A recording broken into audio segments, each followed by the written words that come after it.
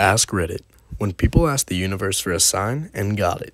Before we get into it, subscribe for more stories. All my life, whenever I went to the beach, I had wanted to find an intact sand dollar. I had found lots of pieces, but never a whole one. When I was in my mid-30s, I went with a group of friends to the coast. I was walking along the beach in the moonlight, close to midnight. I was feeling very sorry for myself in the dark, and really lonely, even though I was with my friends that weekend. I had just started to think the thought, wouldn't it be a great sign right now to know that I'm loved if I finally found a full, complete sand dollar? I had barely even formed the thought when I looked down and right at my feet was an intact sand dollar. My girlfriend was having a really awful week. I felt terrible for her, which made me realize how serious our relationship was because empathy is not a strong suit of mine usually. She wanted to take a trip to the Grand Tetons to clear her head. She wanted to see a moose on this trip, but it was August, so relatively unlikely since they tend to move to higher elevations during that time of year. I, personally, had never even seen a moose. Before we left, I thought, if we see a moose on this whirlwind 72-hour road trip, I will take it as a sign I should marry this girl. Sure enough, right in the middle of the day, on one of the busiest trails in the park, is a great big bull moose hanging out in the lake. We married that year and have been married for 5 years so far. I was in the depths of despair. I had lost my great job, had to travel 2 hours every day with heavy tools each way to a temporary job I was currently doing. Sitting on the bus, thinking my world was over, and it had all kind of got to me all at once. I began to tear up. Not wanting to bawl my eyes out in public, I held it in. So I asked for something, anything, that could show me that life wasn't worthless. A lady I didn't see must have known how bad I was, or maybe it was just a coincidence. But just after I cried out in my head, I heard the words, "Everything is going to be okay." She saved my life. Lottery tickets. I was always curious about lottery tickets, but never wanted to indulge. One day, in a grocery store, I told the universe, I am going to buy a lotto ticket now. Not the grand bumper ones, just a simple scratch one. For the first time in my life. If I win a prize, I'll take it as a sign from you and never buy again. I bought a ticket for $3, scratched it, and won $500. I smiled and donated $250 of the amount. Enjoyed some good food multiple times with the other $250. Never bought or looked at a lottery ticket again. Never will. I had asked the universe for a sign of a good and friendly people really existing out in this world. I know, it's kind of stupid, but I've struggled with making friends that weren't toxic, and I felt like I just wasn't destined to have great friends. After 2 days after I had asked for this sign, I went to my local park to do my daily routine of sitting down, smoking a cigarette, reading, and for some strange reason, a pair of strangers came up to me and introduced themselves.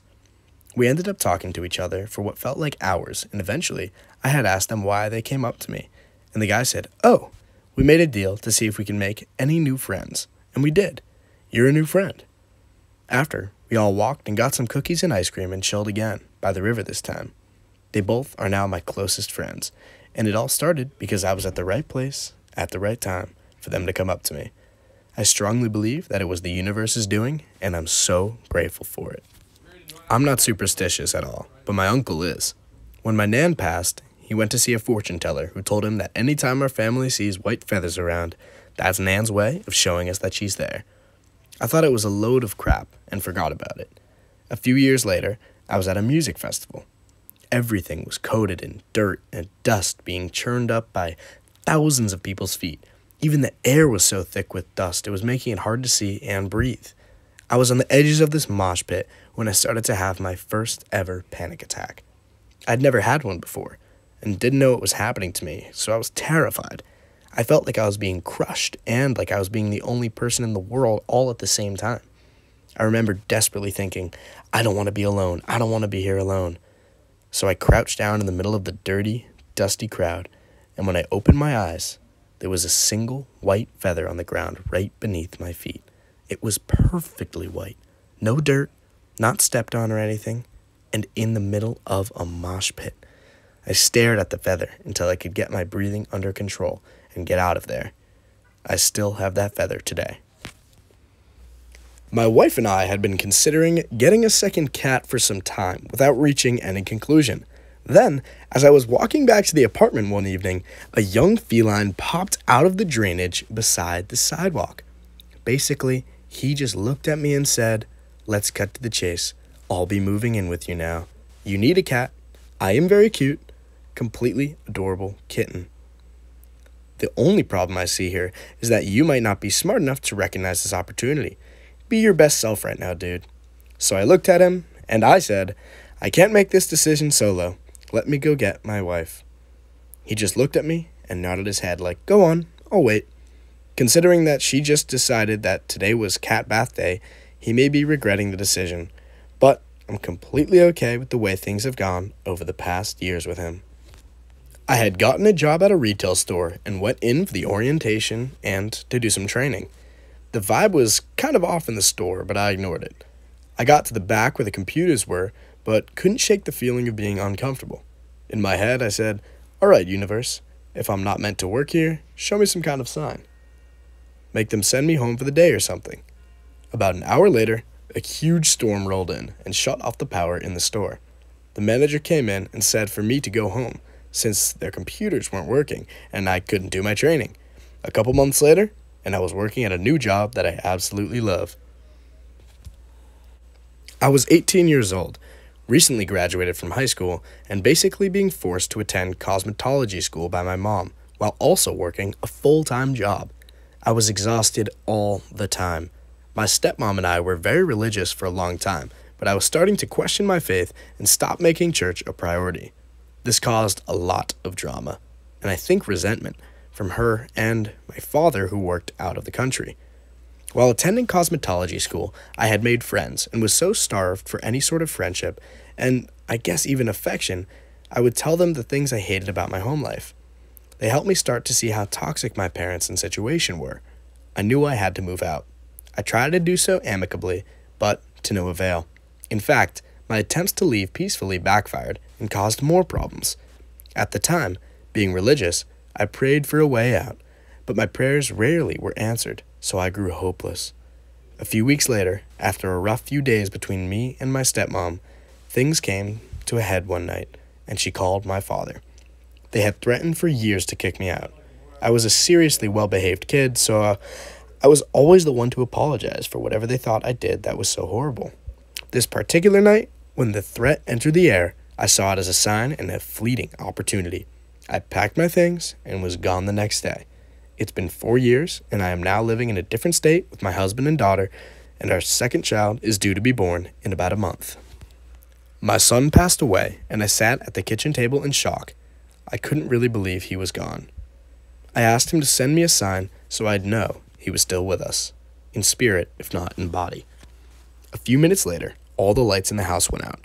I didn't believe it was him, so I even checked the fuse box. I almost called an electrician, but for some reason I couldn't bring myself to do it. It was just the lights.